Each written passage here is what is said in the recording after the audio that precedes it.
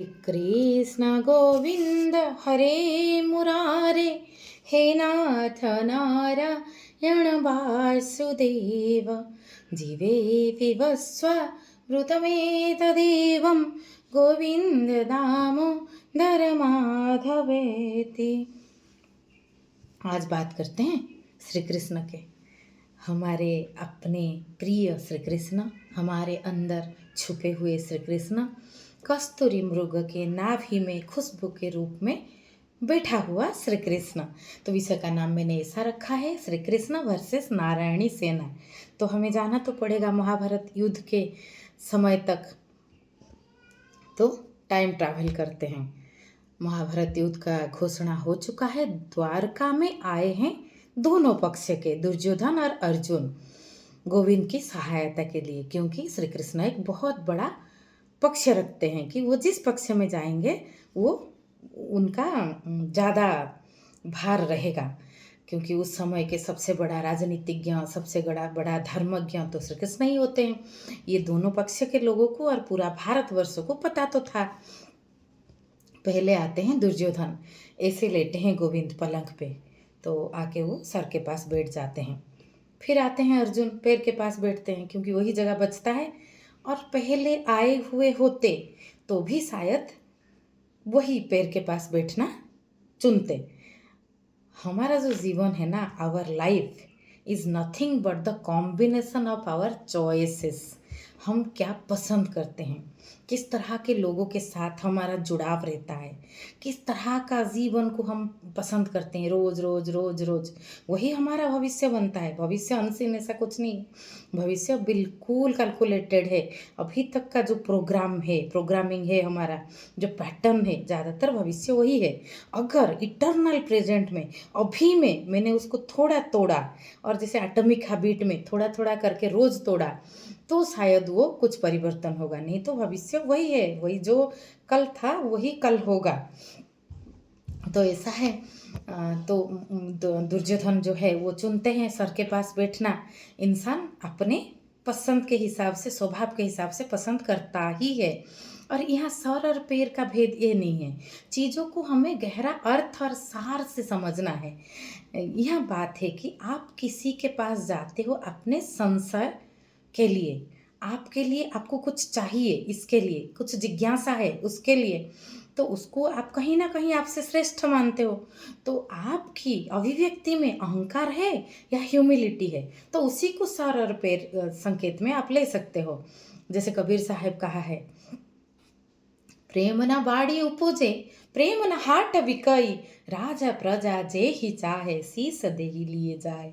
आप सर झुकाए, पूरा अस्तित्व तो आपका था ही ऑलरेडी, बस आपने, आपकी अंदर वो क्षेत्र भूमि नहीं था, तभी वो आपको समझ नहीं आ रहा था। तो इस तरह से तो इस ये जो इसका विश्लेषण हम इस तरह से जीवन से जोड़ के समझ सकते हैं कि हमारी अंदर का अर्जुन और हमारी अंदर का दुर्योधन, इन दोनों को अगर हम देख ले तो हमारे अंदर गहराई में छुपा हुआ श्री कृष्ण को हम देख लेंगे कि हम जीवन में क्या चुनते हैं, श्री कृष्ण या नारायणी सेना। तो कृष्ण उठते हैं, नज़र पड़ता है पहले अर्जुन के ऊपर, पैर में के पास जो व्यक्ति बैठा है उसके ऊपर पहला नज़र तो पड़ेगा ही। तो पूछते हैं कि सखा कैसे आना हुआ, तो पीछे से दुर्योधन बोलते हैं कि गोविंद मैं भी हूँ और मैं पहले आया हूँ। तो कृष्ण बोलते हैं अच्छा, लेकिन मैंने देखा तो पहले अर्जुन को, तो उनका पहला अधिकार बनता है कि वो पहले अपनी बात रखे। तो अर्जुन बोलते हैं कि नहीं, भ्राता दुर्योधन पहले आए हैं तो वो पहले अपना बात रखे। योग्य व्यक्ति हमेशा स्पष्ट और सत्य का आधार लेता है ज़्यादा, जो सुजोग का इस्तेमाल कभी नहीं करता। वो कहीं पे भी उसको जो मिलता है, जो क्षेत्र, उसमें वो देखता है कि वो उसमें कितना अधिकारी है। वो कभी अपना स्वार्थ के हिसाब से उसको इस्तेमाल नहीं करता। हम ये जो चीज़ में ना, इसमें कई तरह के जीवन के आयाम को देखेंगे। तो दुर्योधन बोलते हैं कि फिर दोनों स्पष्ट करते हैं कि हम सहायता के लिए आए हैं। तो कृष्ण बोलते हैं मैं तो अकेला हूँ, मैं तो दोनों पक्ष में जा नहीं सकता, तो मैं एक पक्ष में जाऊँगा और मैं अस्त्र नहीं उठाऊँगा। ये मैं संकल्प करता हूँ कि मैं पूरा युद्ध में अस्त्र नहीं उठाऊँगा। और विपक्ष में जाएगा मेरा नारायणी सेना। नारायणी सेना जो है वो सुप्रशिक्षित तभी का भारत में सबसे जो है बेहतरीन सेनानी थे, और उनका संख्या कम से कम अभी के हिसाब से 10 मिलियन, 10 मिलियन आप समझ सकते हो। तो 10 मिलियन सैनिक और सभी ट्रेंड, वेरी वेल ट्रेंड, सुप्रशिक्षित, और अपोजिट साइड में अकेला निरस्त्र श्री कृष्ण। तो अर्जुन पहले तो दुर्योधन को देते हैं चुनने का चांस। मन में तो उनको थोड़ा लगता है कि गोविंद को ना चुन ले गलती से, तो इस तरह से वो थोड़ा हल्का सा उनका आता है कि जैसी गोविंद की इच्छा। तभी क्या होता है, दुर्योधन उलझन में पड़ जाते हैं कि 10 मिलियन बहुत बड़ी संख्या होता है। तो कृष्ण उनको महत्वपूर्ण तो लगते ही है, लेकिन निरस्त्र श्री कृष्ण और 10 मिलियन सुप्रशिक्षित सेनानी, और क्षेत्र क्या है, किसके लिए उपयोग है, युद्ध के लिए, तो उनको 10 मिलियन नारायणी सेना भारी लगते हैं। तो वो चुन लेते हैं नारायणी सेना। तो कृष्ण भी खुश हो जाते हैं और अर्जुन तो होते ही है। तो दुर्योधन को ऐसा लगता है कि अर्जुन ने मूर्खता की, मुझे पहले चुनने को दिया और नुकसान घाटे का सौदा किया, और अकेला श्री कृष्ण, और वो भी निरस्त्र, क्योंकि वो श्री कृष्ण को जो देखिए, हम कोई इंसान को हमारी दृष्टि से ही जज करते हैं, हमारी जितना समझ है हम उसी हिसाब से उसको देख पाएंगे। अगर इसमें दो चीज़ आ सकता है, हर चीज़ को थोड़ा गहराई से समझेंगे। इसमें जो चीज़ आ सकता है कि हमारी दृष्टि अगर कम है तो इंसान को हम जैसे गोविंद को के ऊपर नारायणी सेना को भारी माना दुर्योधन में ने, उस तरह से चुनेंगे।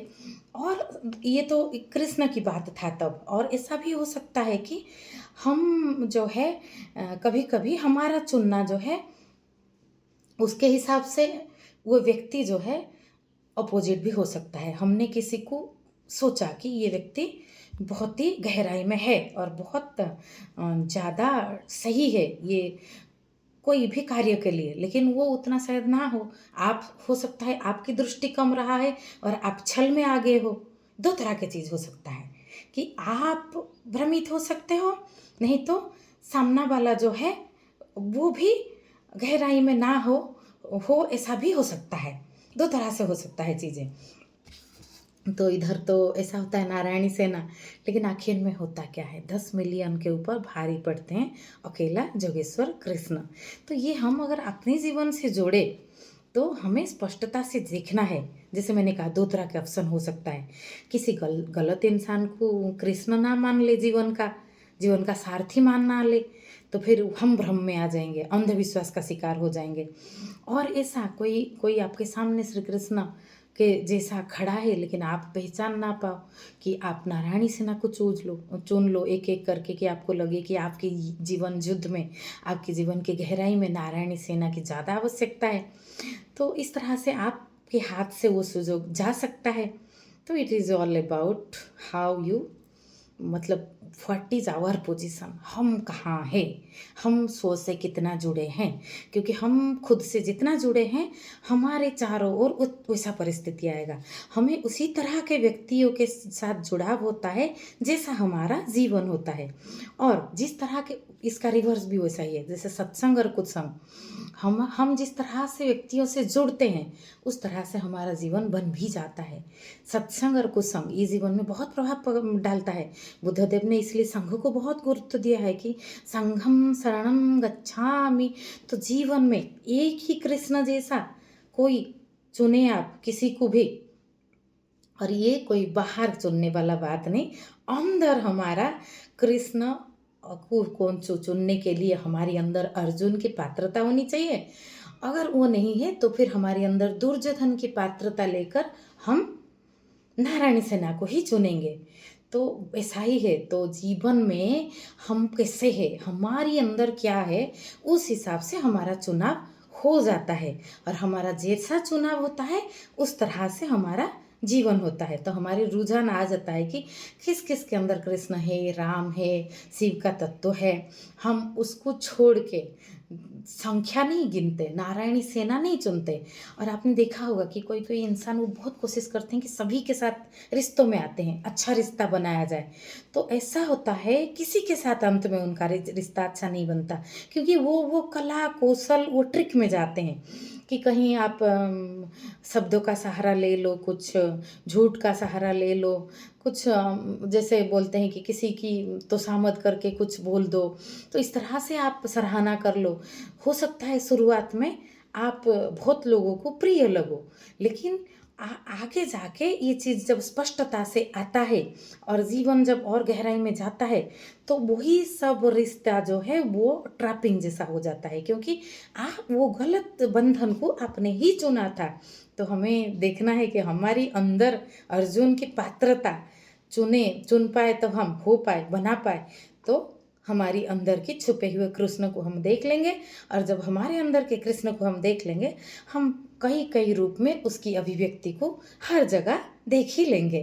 तो दुर्योधन, हमारे अंदर का दुर्योधन हमें ना परेशान करेगा अगर हम उसको कोई पात्र, उसको सुजोग ना दिए कि वो अपना किरदार को उभर के बाहर निकाल पाए, तो वो नारायणी सेना की तरफ देखेगा भी नहीं, तो जीवन कृष्णमय अवश्य हो उठेगा। तो ये एक बहुत जीवन का चुनाव के ऊपर मैंने विषय रखने का कोशिश किया।